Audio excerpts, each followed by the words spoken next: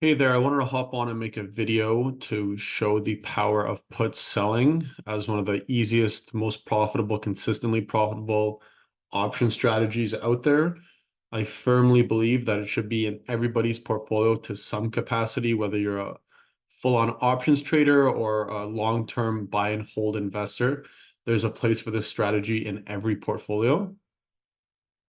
So the breakdown I'm doing here is on the SPY. I'm using option Omega. They only have a handful of underlyings that you can run back tests on. SPY obviously being the most reliable. It's the S&P 500 ETF, kind of the go-to and the benchmark that everybody likes to turn to. So I ran a study here, SPY short put. We sold the put, 25 deltas, 45 DTE, or closest to. We're opening this trade every Monday. We're allocating no more than 30% of our entire portfolio, and then no more than 4 positions open at any given time. Those are entry conditions. Our exit conditions are we take profit at 50% or we exit the trade at 21 DTE. Keep in mind that this backtest and every backtest won't be able to include rolling, things of that nature. And rolling can really help increase your P&L and reduce your volatility within your portfolio. So this is a cut and dry black and white model that you're going to see here. So that's a pretty good P&L curve we're looking at from 2013 to the end of 2023, a few days into 2024. P&L over that time span was 1.8 million. Keep in mind this is an account of 200, sorry, this is an account starting at $100,000. 1.8 million was the P&L over that time frame. The CAGR annualized return was 30%, a little more, almost 31.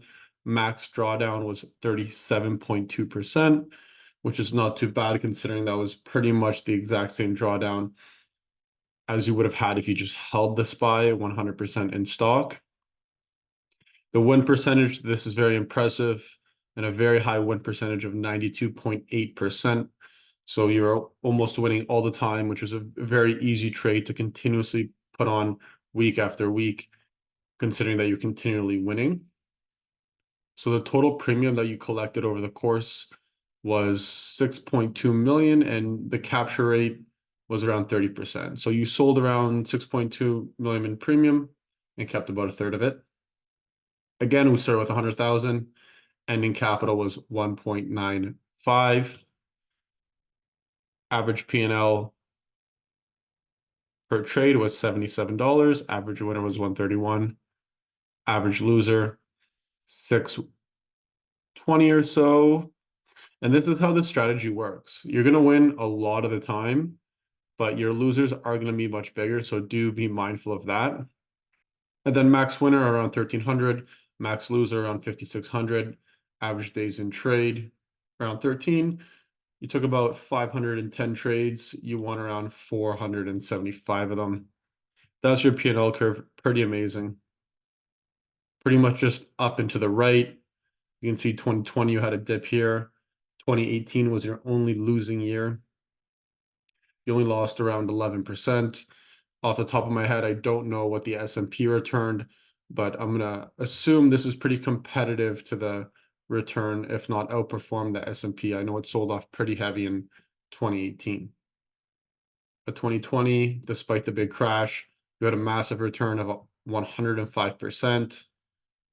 2021, even in 2022, the strategy profits whether a stock goes up, sideways, or even goes down a little bit.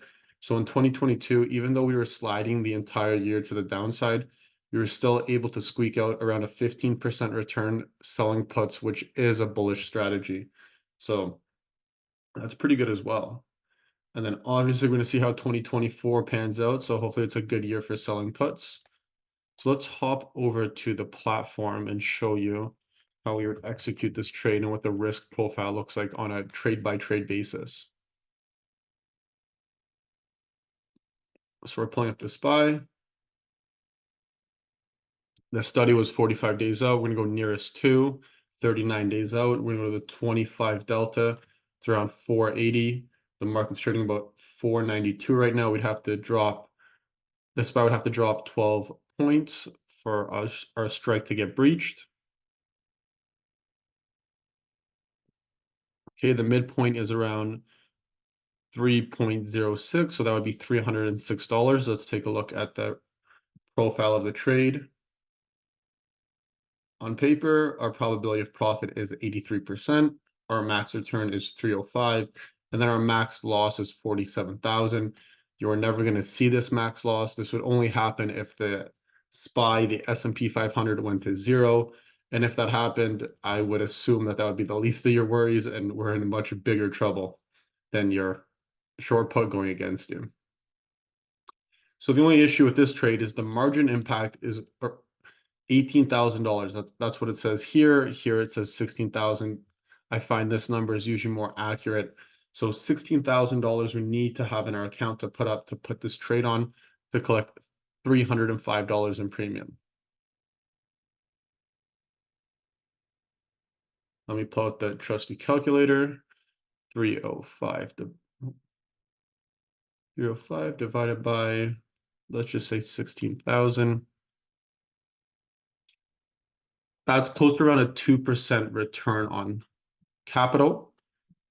It says 1 here. I guess it rounds. That's the way it rounds, but it's around a 2% return on capital, which is not ideal considering we're using leverage products.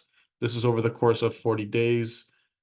We can do better than that. And this is how I would actually execute this trade. I would turn to futures.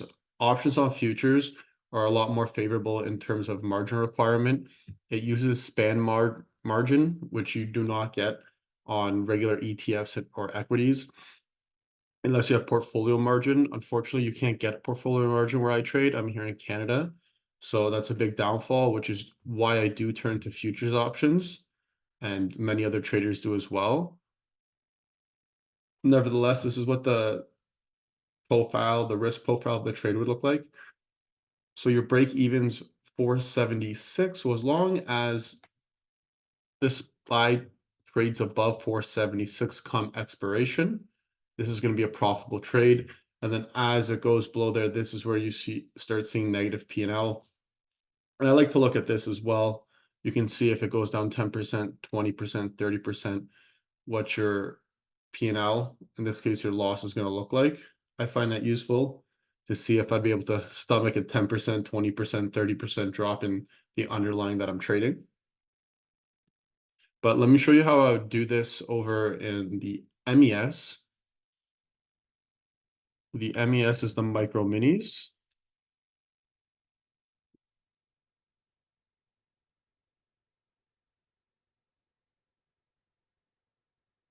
Same expiration, 39 days. It's fun 25 delta here, 483. It's going to be a little bit different when you're trading futures. The credit is not going to be 100 times like it is in stock. It's a multiple of 100 when you're trading ETFs and equities. When you're trading futures, the multiple is going to be the tick value. The tick value in the MES is $5. This is a good product for smaller accounts. So when we go to take a look at the profile here, you're going to see we get $30, but that's really a multiple of 5. So we're going to collect $150 in premium.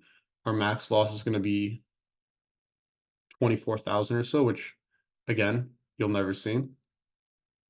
But why I like this so much more than the SPY trade is that our margin impact here is only around $1,400 Canadian when we're collecting $150. Same probability of profit. This trade is going to move similarly as the one in the SPY. It's pretty much the same thing, just different product, different vehicle you're trading it through.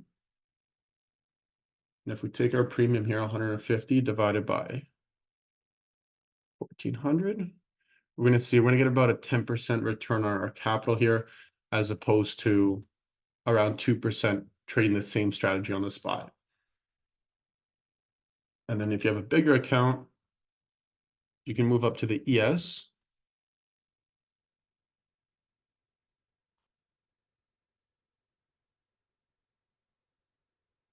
The ES is 10 times the size as the MES.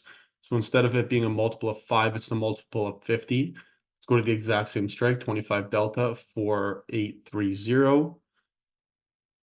We're going to take a look at the profile here. So we got 150 in the MES. We're going to get 1500 here, a little bit more in the ES. So just be mindful, this is a much larger product. If you have a large account, this will be great for you. So that's pretty much how I would trade short puts. You can trade it on any underlying that has liquid option markets, but the SPY, the S&P 500, and the products around it, the ES, MES, are great places to start. And then in terms of how we're going to manage this trade, it's going to be exactly the parameters of the exit conditions that we had in the back testing.